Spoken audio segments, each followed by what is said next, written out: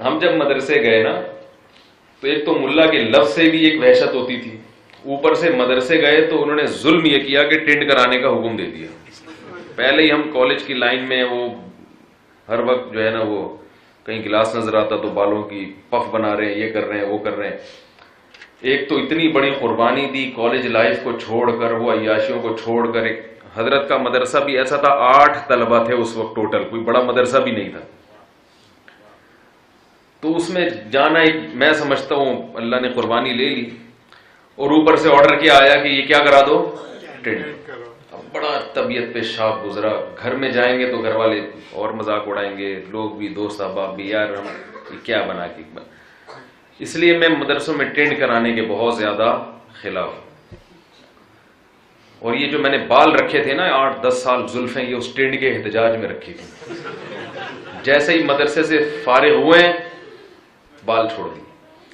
لیکن کیونکہ گنجوں کا مذاق اڑایا تو اس کی سزا ہے کہ آج میں خود خیر وہ ٹینٹ تو میں نے کرائی، دوبارہ رکھ لیں گے بال انشاءاللہ. تو ان دنوں میں جب ہم روزانہ یعنی ہر تھوڑے دن کے بعد آرڈر آتا تھا کہ ٹینٹ کرا لو، تو ایک دن میں افسردہ بیٹھا ہوا تھا تو ایک طالب علم تھا، اس نے مجھے ایک شعر سنایا تو بڑی تسلی ہوئی. شعر اصل میں تو یوں ہے، رضینا قسمت الجباری فینا، حضرت علی کا شعر ہے رضی اللہ عنہ. لنا علم وللجہال معلوم، ہم اللہ کی تقسیم پہ راضی ہیں. قسمت الجبار، جبار یعنی اللہ نے جو تقسیم کی نا ہم اس پہ راضی ہیں. لنا علم کہ اللہ نے ہمیں علم دیا، وللجہال مال اور جو پڑھے لکھے نہیں ہیں ان کو اللہ نے دولت دے دی، یعنی ان کو دولت دے دی اور ہمیں کیا دے دیا، علم. آگے اس کی وجہ کہ ہم کیوں اللہ کی اس تقسیم پہ راضی ہیں. فإن المال يفنى عن قریب وإن العلم يبقى لا يزال، اس لیے کہ مال عن قریب فنا ہونے والا ہے اور علم ہمیشہ باقی رہنا. تو اصل شعر یوں تھا. تو اس طالب علم نے اس کو چینج کیا.